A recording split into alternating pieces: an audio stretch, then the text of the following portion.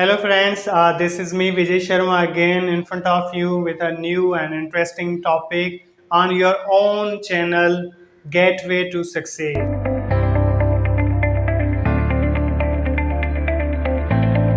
Today we will be talking about the topic that is paranames. Friends, as a teacher, I have observed lot of confusion in young minds about the words. Those words which are similar in form and similar in spelling but different in meaning.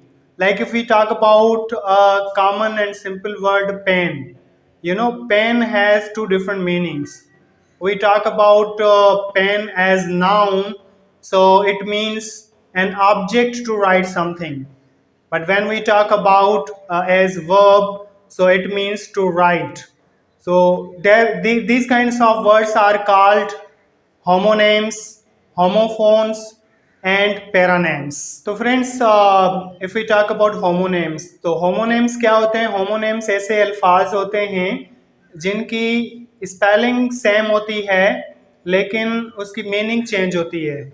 जैसे अगर हम बात करें, एक word है bank, BANK, bank.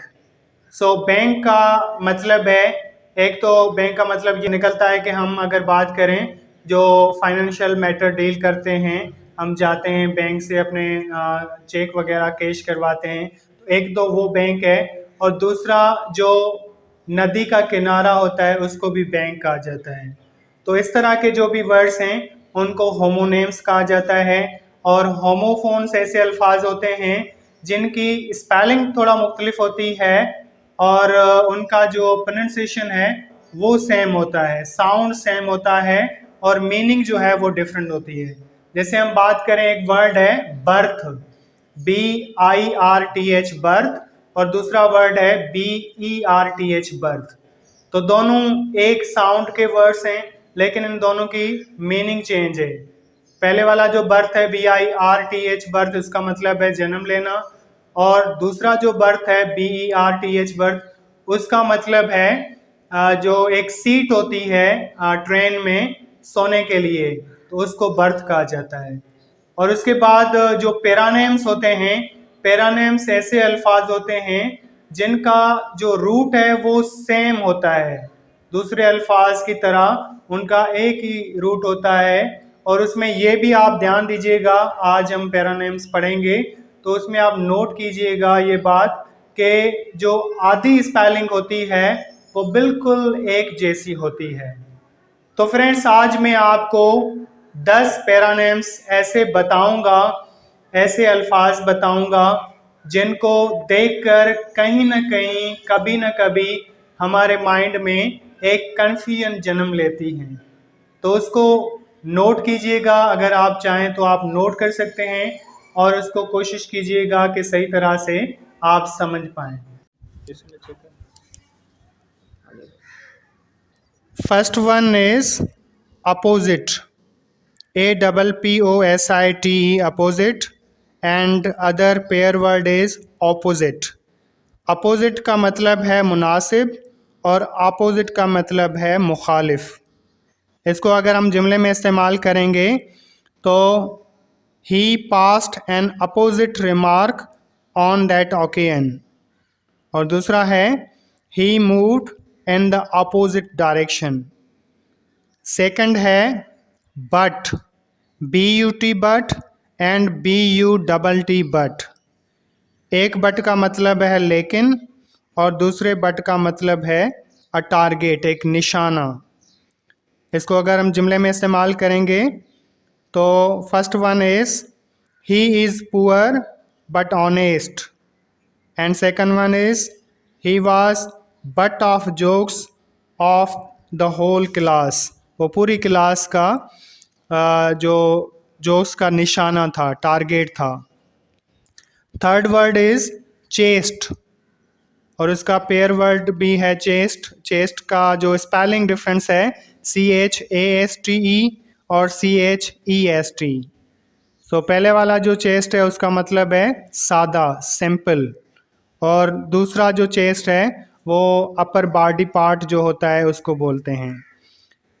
सो sentence है, he spoke in chaste English. Second one is, let me measure your chest. Fourth pair word है desert and dessert. DESERT desert, इसका मतलब है रेगिस्तान, सैंडी एरिया। और दूसरा है dessert, DESSERT dessert. Dessert is a kind of sweet dish we use after meal.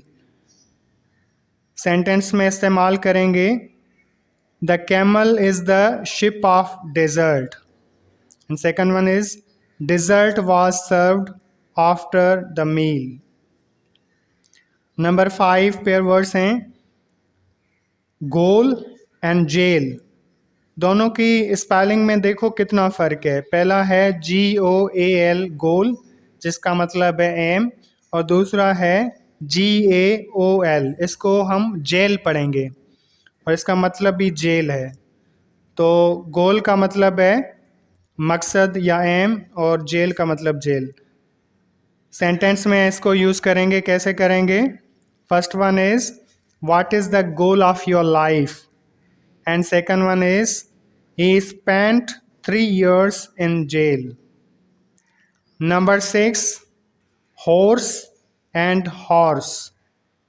Horse, HOARSE, horse का मतलब है सख्त मिजाज, सख्त। और horse, it's an animal's name। जुमले में किस तरह इस्तेमाल करेंगे? That old man has a hoarse voice। एक हार्श और रफ होता है ना, जिसका थोड़ा सख्त मिजाज कोई आवाज़ हो या कोई इस तरह का हो, तो उसको हम हॉर्स कहेंगे। And second one is, the horse is very faithful animal. Number 7 pair words are nap, NAP nap, and NAPE nape. NAP nape means short sleep, and NAPE means back of the neck. Sentence है, he takes a nap after lunch on a hot day. Second one is, I have a slight pain in the nape.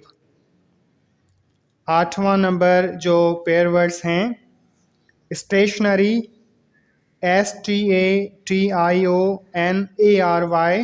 And STATIONERY। सिर्फ ए और ई का फर्क है। First one जो stationery है उसका मतलब है बेहरकत, नॉट मूविंग। और दूसरा जो स्टेशनरी हम बुक्स, पेन्स एटसेट्रा जो होते हैं उसको हम स्टेशनरी कहते हैं। तो first one sentence is, the sun is stationary, sun is not moving.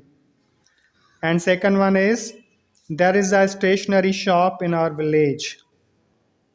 9th number pair words हैं tread, TREAD and TRADE। First tread है उसका मतलब है वॉक, चलना, और दूसरा ट्रेड जो है उसका मतलब है बिजनेस। सेंटेंस है, don't tread on the flower beds, and other one is, he is in the cotton trade. Number 10 and last pair words, vacation and vocation.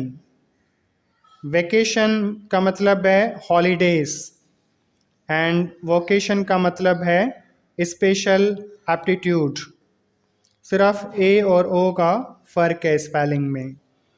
Sentences हैं, I am having my summer vacation, and another one is, he has little or no vocation for teaching. जी friends, इस तरह के हज़ारों पैरानेम्स हैं जिनको आपको देखना है और अपनी ज़ाती ज़िंदगी में, अपनी कम्युनिकेशन में उनको इस्तेमाल भी करना है। तो आपका एक होमवर्क मैं आपको देना चाह रहा हूँ, वो होमवर्क ये है कि आपको इस तरह के और भी पैरानेम्स ढूंढने हैं और नीचे जो कमेंट सेक्शन में आपको कमेंट में वो लिखने हैं, कोई भी पैरा नेम उसका एक जुमला बनाकर आप उसको लिखेंगे। तो हमारी वीडियो आपको कैसी लगी, अपनी राय ज़रूर दीजिएगा, कमेंट कीजिएगा, लाइक कीजिएगा, और जिन्होंने अभी तक सब्सक्राइब नहीं किया वो हमारे इस चैनल गेटवे टू सक्सेस को जल्द से जल्द सब्सक्राइब करें।